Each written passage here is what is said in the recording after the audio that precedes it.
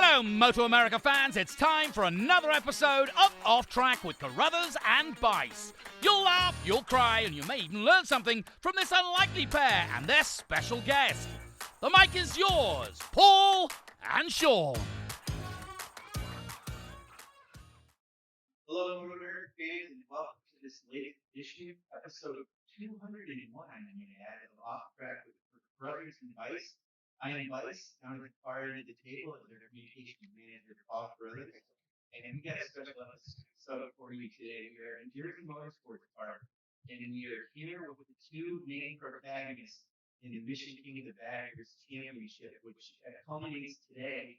And probably will be decided between these two riders. We've got to my right, we have Mission Foods S&S Cycle Indian Challenger teams Tyler O'Hara from Petaluma, California. On the other side to something doing last. On two Paul's left, we have HD Screamin Eagles, Harley-Davidson. God dang, Sean. HD Screamin Eagle Roadline Special rider, Travis Wyman, who is leading the championship by 3 points going into this final round. It's anybody's guess who's going to win, but we're going to try to know these guys. And I think they're fierce rivals, but we'll find out. And if there's any wrestling involved, I'm going to step back and let it happen. I'm nervous a little bit. You nervous? Yeah, I feel like Joe Rogan at like a UFC thing. You know what I mean? Like if somebody throws a punch, I just don't want it to hit me. So let's start with you're 3 points behind, but essentially kind of consider it even, right? Going in, and do you have a plan in mind for what you're going to do? Just lead every session and win every few minutes of races and the challenge, do whatever leading you do. Yeah, obviously the plan is to walk out of here with the crown. Just take it one session at a time. But our bikes are really good off the start, so we're going to really focus on getting a good start, and then just chipping away. And it's a team effort this weekend. And these guys have tested here a couple of times, and we were fortunate enough to come here and test too. So I really don't feel like there's any advantage there. Got up to speed really fast, and this track's fairly easy to learn. And been here a few times in the past and done quite well. So just take it as the day goes on, one session at a time, and just do my best. And I'm really fortunate and grateful for this opportunity, and just enjoy it. So Travis, for the fans and for us, obviously 3 points ahead it's cool for us, but are you happy with the way that is? Would you rather have points to prior to this, have a bigger lead, or do you think this sets up pretty nicely for you to be free ahead and see what happens? The 3 points really doesn't matter at this stage because it's really whoever beats who. I think there's really one scenario where we could essentially tie in points. I do think it would have been more exciting for the fans to have Kyle in the championship fight too, but I think it'll be exciting for the fans, good for me and Tyler, and I'm sure it'll make for some good racing. You guys both tested here, as you said. Now, you don't have to give me lap times or anything like that. I'm not asking for that, but usually from those tests, when your rivals are also at a test, you can either leave feeling really good about yourself or leave feeling a little less than good about yourself. Do you guys both leave that test feeling pretty good? Yeah, man, I left the test feeling very confident, and we definitely made some improvements with our bike setup and have my teammate Jeremy McWilliams. Every time we're able to do a test, we make big strides and get more comfortable on the bike, and I felt like we achieved that. And then just to get an eye on these guys and see what they're all about, it was really good to be on track with them and just go home and know we have something for them. And like he said, at the end of the day, the best man's going to win. So just we'll see on Sunday. Yeah, for me, this isn't my favorite track on the calendar, but I've been able to spend a lot of time here this year. We tested earlier in the year on the Harleys, and then we tested the BMWs. We were here for 2 days, and then we just came back for 2 more days on the Harley. So I definitely feel more confident, but we'll see how it shapes up. The weather conditions it was a lot hotter when we tested here, and it's going to be a little cooler this weekend. So we'll see what that makes changes.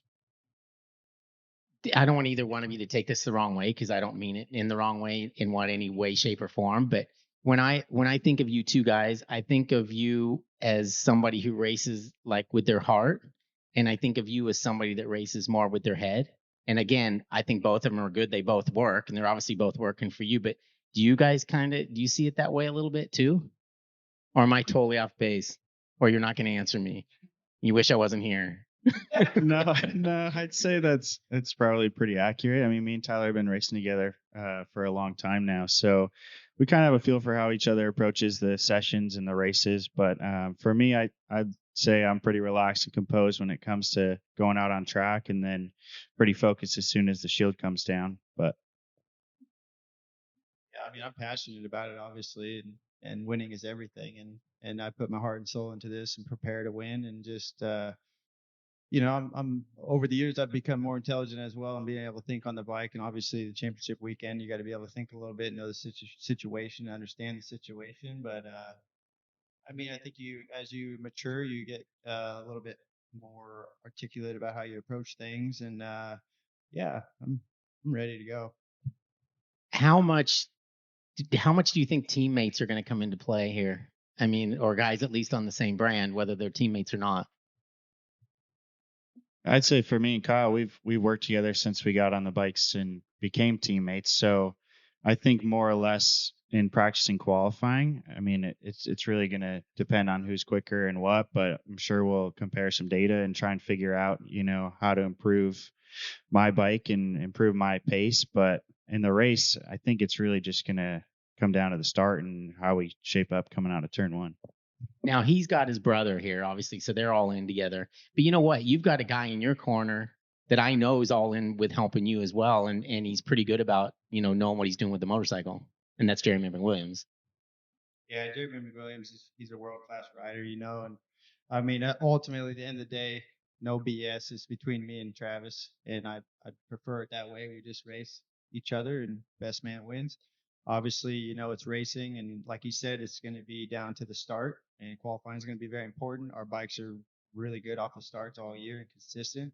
Like he said, it's going to be race to the first turn, and then just managing the race. But there's quite a few more Indians this year than there were the last couple of years, which is really great because I have some allies out there, and the wrecking crew, and everyone's out here to race, and there's one goal, one vision, and that's for Indian to win the championship. Yeah, I mean, beyond your teammates, Jeremy Williams or Tyler Wyman, Tyler, talk about what it means to the team that you're on, and that brand. I mean, S&S Cycle, but it's Indian, and then I'm going to ask the same thing to Travis. But is the team? You want to do it for the team as much as yourself? Would that be fair to say? Yeah, I mean, absolutely. These S&S Cycles whole team, they've worked so hard. I mean, arguably nobody works harder than them. They said they got over 10,000 man hours into this project this year working on our bikes, and it's these guys want to win just as bad as I do. So pressure's a privilege, and I want to win just as bad for them. And we're David versus Goliath, really, as far as it comes to budget and everything. So just we're the underdogs. We have no pressure, and just excited for the opportunity and just gonna chip away at it. Yeah, and Travis, I mean, you've got an entire motorcycle company behind you. You got factory rides and everything. Obviously, a huge thing last year with Kyle had that number one on the bike. They always say with a championship, whether it's in any sport, it's tougher to hang on to it and just to squeak the second time around, probably. So, and for you to have not your brother, I mean, you want to keep it in the family, right? So it's huge for you, but also for the company. Yeah, it's a big deal for me personally and for the company on many different levels. I've been doing this now professionally for 15 years, and I've never actually won a national professional title. So to come away with one after this weekend would be amazing, and to do it for Harley-Davidson, a brand that I've grown up in, and my family has a dealership, would be even better. But I think mostly just the support that I've gotten from all the fans, the Harley supporters from around the world, is pretty amazing. So I feel like there's a lot of weight on my shoulders to get the job done, but I know it's not going to be easy. So, yeah, and a ton of different levels, this means a lot to me. So we'll see how it shapes up. Yeah, Tyler, talk to you a little bit about this story about the challenge, because the challenge is a 3-race dash for cash in this whole thing. For you, you've won 2 of them, so you've taken $10,000. You'd like to get another 5, 15. I mean, that's the number to end the season with. So does that distract you from the more proper and important thing of winning the championship? Does it add to it? Does it give you anything to work from that challenge for the race? I mean, how do you separate those things or add them together? I mean, anytime you put some money out in front of us, we're gonna get our elbows up and go try to race it and win the motherfucker. Excuse my language, but it's a momentum thing. If you can win the challenge on Saturday, you got the momentum. They got to sleep on it. They know you're fast. They know you can win, and I think it's important. We used to set the grid position, which was always nice to be on the pole.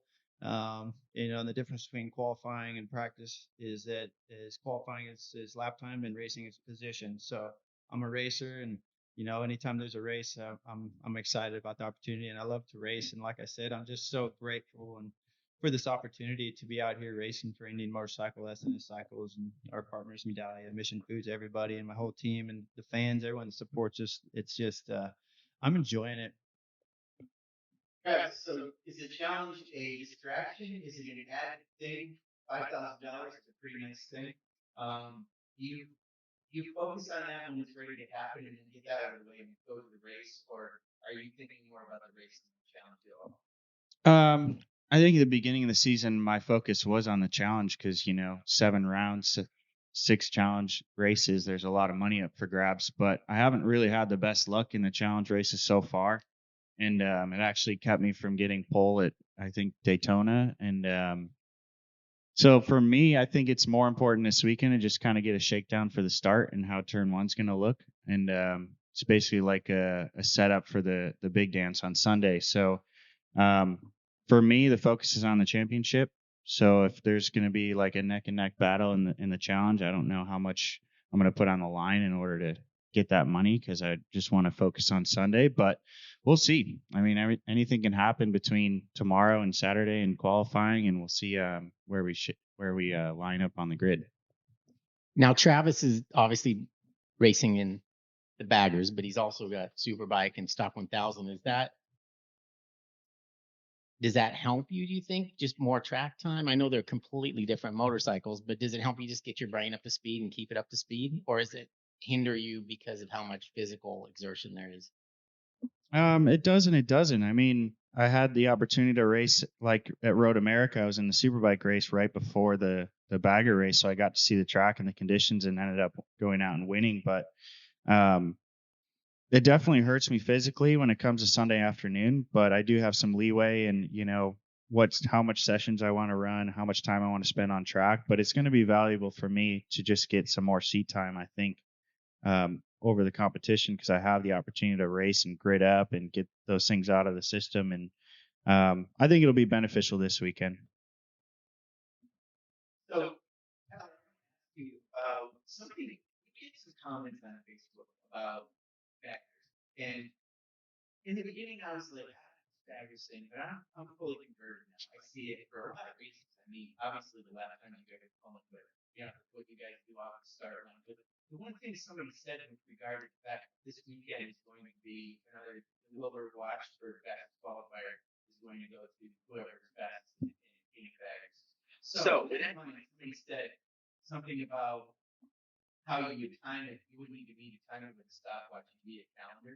And I'm like, because lap times in Laguna were faster than Wayne Rainey did back when he was in his GP days. So you guys are pulling some pretty serious lap times. And I looked it up and I did put a comment in there saying, these guys are in the middle of the pack in Superbike. On the bikes. And Superbike as well. Yes, as well. So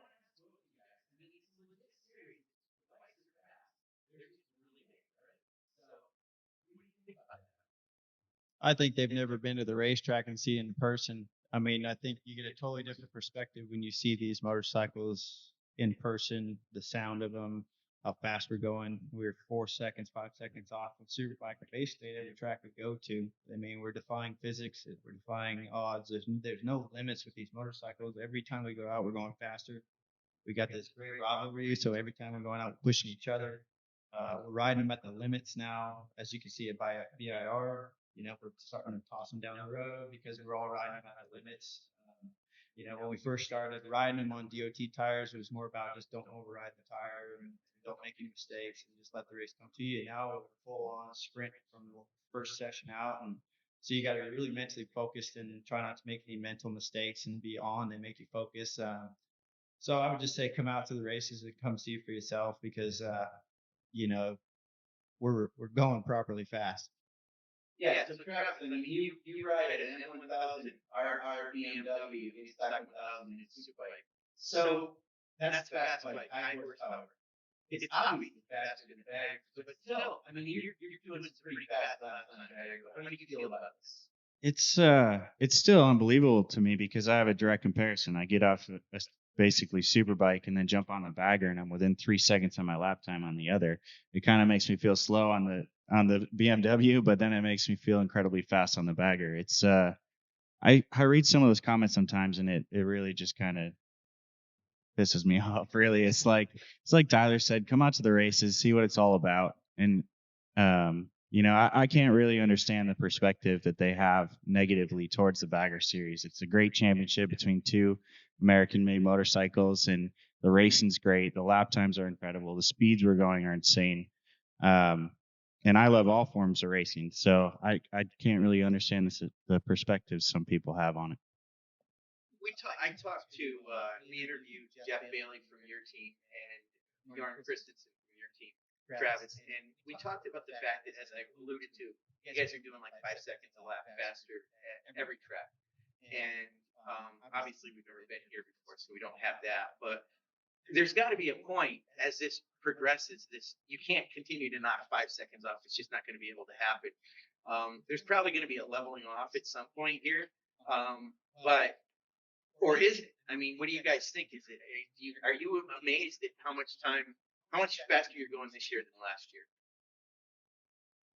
Like I said, I don't put any limits on as fast or any lap times on these bikes where we're at and where we started.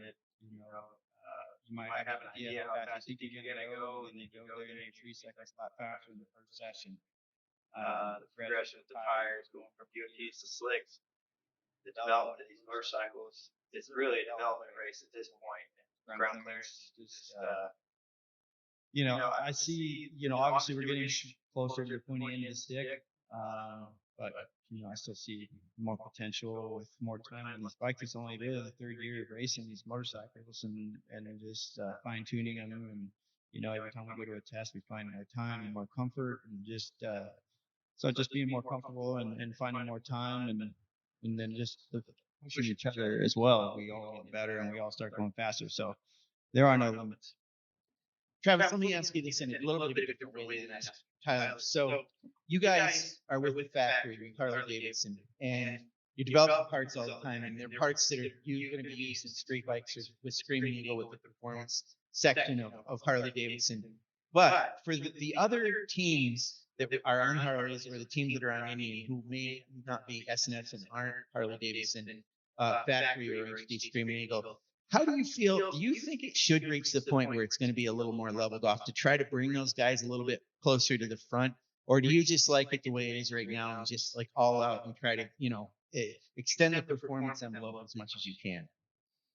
No, I mean, when we're pushing lap times within a few seconds of a fully built super bike, at some point there, we're going to level off. And, obviously the relationship with Harley-Davidson and Indian, and both want to beat each other.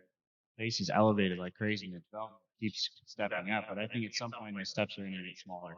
And I definitely don't want them to just keep exceeding, any sort of limits where the privateer rider can't be competitive like you see, in some superbike series. But I would say, what Harley-Davidson's doing by allowing, the privateer teams to purchase a lot of the parts that we develop for our bikes is a good thing. A lot of our parts are going to the Vance and Hines team, which is like a sister team to ours, and they've seen some big improvements in their program.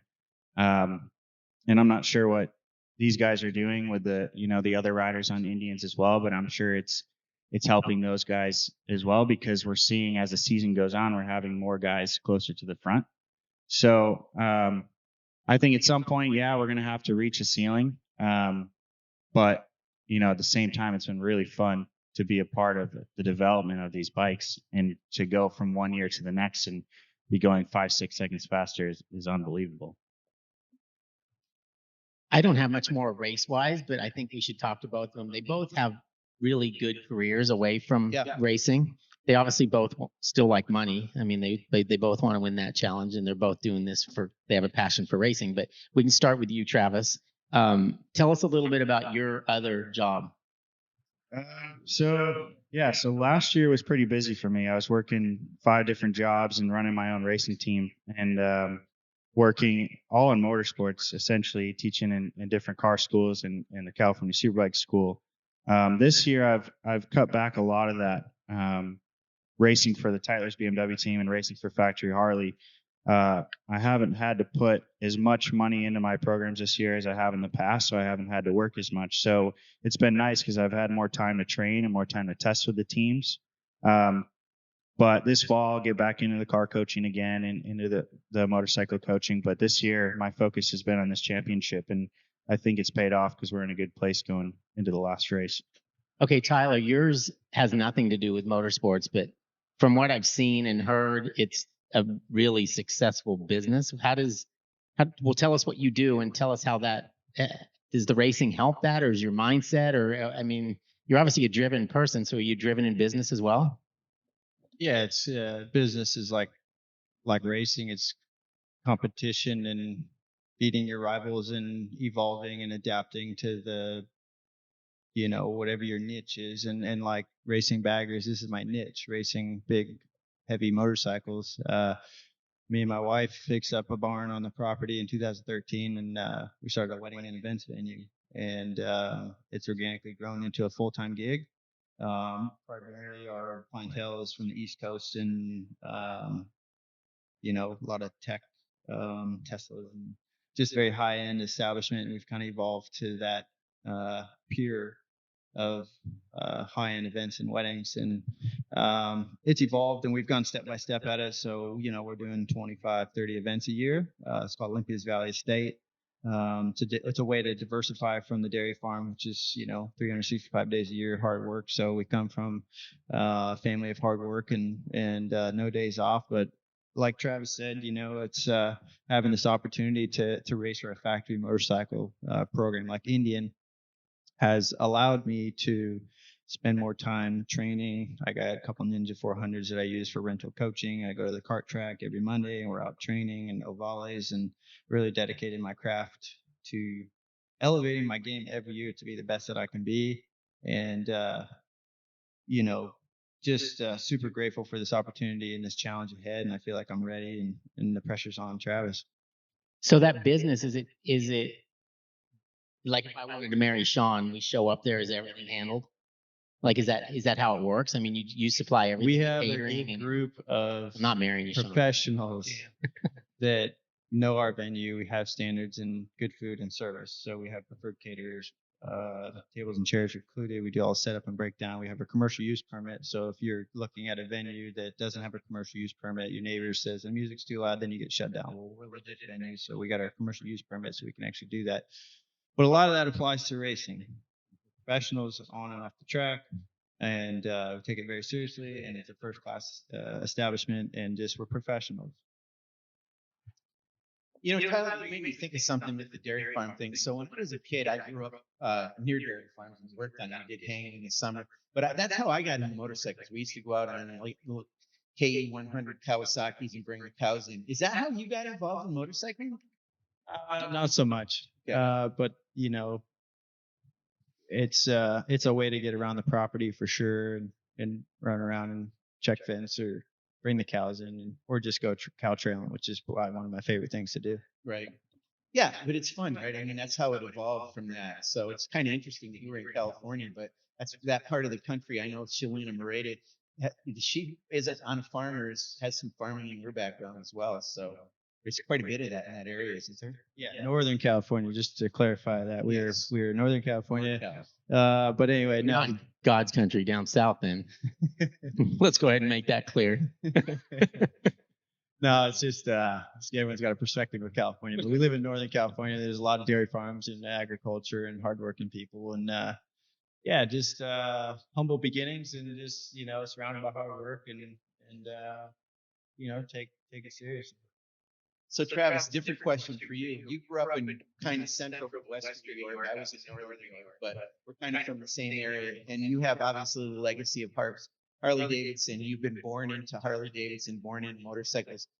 Was there a point, either when you were younger, at some point, and I know you also do performance driving school and race cars, that you were like, I'm not into this motorcycle thing? Or have you always been that? No, it's from back when I can even remember. I mean, our dealership was actually on a 150-acre crop farm too, so that's how we got our start. Was riding dirt bikes around the property, and having a dealership right there. I don't think the three of us really had a choice in what we were going to do when we grew up. Our parents got us involved in dirt bikes, and basically we cut out a little track in one of the fields, and obviously there's competition right from the get-go, and we were pretty good at it, so it kind of took off. But I think as a family, our focus was basically in flat track racing for so many years, and being a Harley dealer and a family-owned dealership, our goal was to always be factory Harley riders in flat track. Those are the guys we looked up to and went to the races and got all their autographs and things like that. But to have it come around full circle, basically 20 some years later, and we're factory Harley riders in road racing, it's pretty damn cool. Yeah, and for you, it's always been fun. Then you've never lost the fun aspect of it. Is that right? Yeah, I'd say there was one point in my childhood when I was racing, I thought I was going to quit because I had a really scary crash at a race up in Canada and took some time away from it. But once I got back going again, I really elevated my program, and there was no looking back from there. I didn't really get involved with cars and coaching until I moved to Vegas, and that was about 10 years ago. And I actually was doing bartending, and when I went out to Vegas, I was a bartender and saw all the racetracks around in the area and got involved in motorsports coaching and realized that I could make a career out of that as well, if the racing ever came to a stop. But it's been great over the years to have the opportunity to teach and race at racetracks all over the world. And I think that's definitely helped me in the last handful of years just to stay focused and fresh on the racetracks and meeting people and learning from people constantly. And even though it's four wheels, it's all the same techniques, but it's been great. Tyler, I just wanted to touch on just business away from the racetrack. My business has taught me to race to the top. When I come to the racetrack, a lot of people are racing to the bottom and want to do it for cheaper and want to do it for free. So having that away from the track has made me understand that my time is very valuable. So when I come back to the racetrack, I'm shooting for the stars and I want to get paid well. And that's one thing that I'm trying to do here and for everybody. Yeah, because your gig's also a weekend gig. So when you're here, you're not there. Somebody else is doing your work for you. The missus. If it doesn't make money, it doesn't make sense. Well, there you go. For both you guys, I mean, you both have done flat track. You did supermoto for quite a while. So you kind of understand, steering with the rear end of the bike and all that kind of stuff. And you've also been, we've also seen both of you have some kind of incredible saves. I want to ask you about the one at Laguna coming down the corkscrew. Was it scary for you?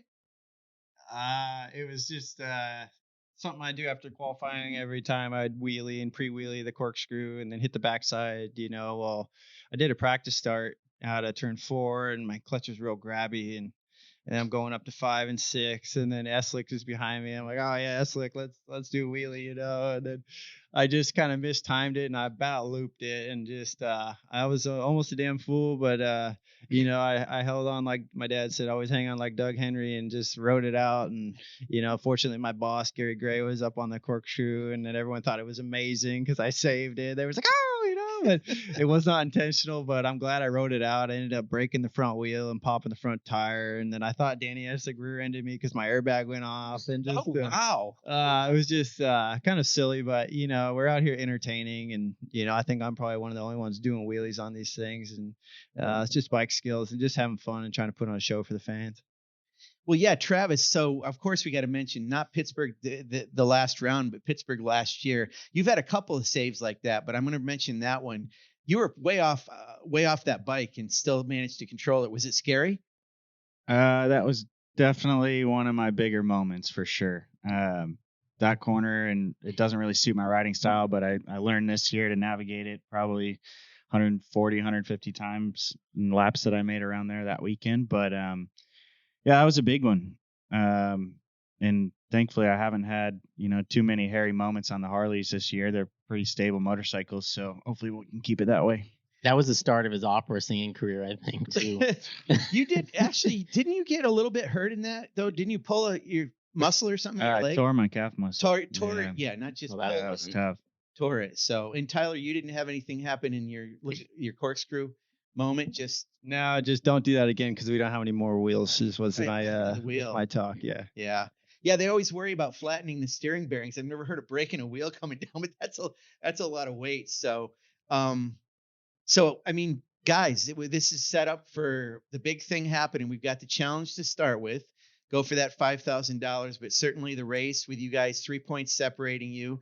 And who knows if one of you are going to win? It may not be either of you, but somebody's going to end up with the championship this weekend. It's the final race of the year. And I think Kyle's got a somewhat of a mathematical chance, right, Paul? These guys both two have to not do good things. Right. Very, very not good things. So, we want to wish you the best of luck to both of you. I think it's awesome that it's Indian versus Harley-Davidson. And both teams are huge rivals, storied brands over the years. And, we've got a huge record crowd this weekend coming out to see this. So I think people are going to be paying attention to what's going on. It's not just about Medallia Superbike, but it's you guys in the spotlight this weekend. So really thanks for joining us. I mean, an arm wrestling match, anything? Are we going to Indian leg wrestling? Nothing, huh? You just Maybe later at the pub. Okay. All right. No, I just want to say I have the utmost respect for Tyler and what he does, and we're both professionals at this. But there is a rivalry at stake and a championship at stake as well. So it's going to make an exciting race for the fans for sure. Yeah, we can't wait to see it. And I was a little leery of the whole baggers thing when it started because I'm kind of a purist, and I've, it's proven me wrong because I think I think the championship has obviously come down to, like we said, 3 points. We've got a record-setting crowd, the amount of pre-ticket sales that we've had for this event, and that has to have something to do with King of the Baggers. So, congrats to these guys for helping us build this series to the point that it has, and I hope we can make sure we make all the right steps so that the longevity of the class continues and we keep seeing good things. Because obviously there's more people that like it than don't like it, and that's really all that matters. Yeah, one thing I just thought of and want to add. So we all know that Medallia Superbike is the premier class in our series for sure. But I do want to say this weekend for this final round of the Mission King of the Baggers Championship, Superbike is the undercard on Sunday at 2:00. These guys are racing at 3, and it's going to be live on FS2. So it's not taped. You're going to be able to watch it as it happens on FS2. So make sure you tune in. And that's actually a 2-hour block. So you're going to be able to watch Superbike at 2:00 and then the big show with these guys at 3:00, FS2 on Sunday from New Jersey Motorsports Park. Thanks for joining us, guys. Yeah, good luck, boys. Yeah. You.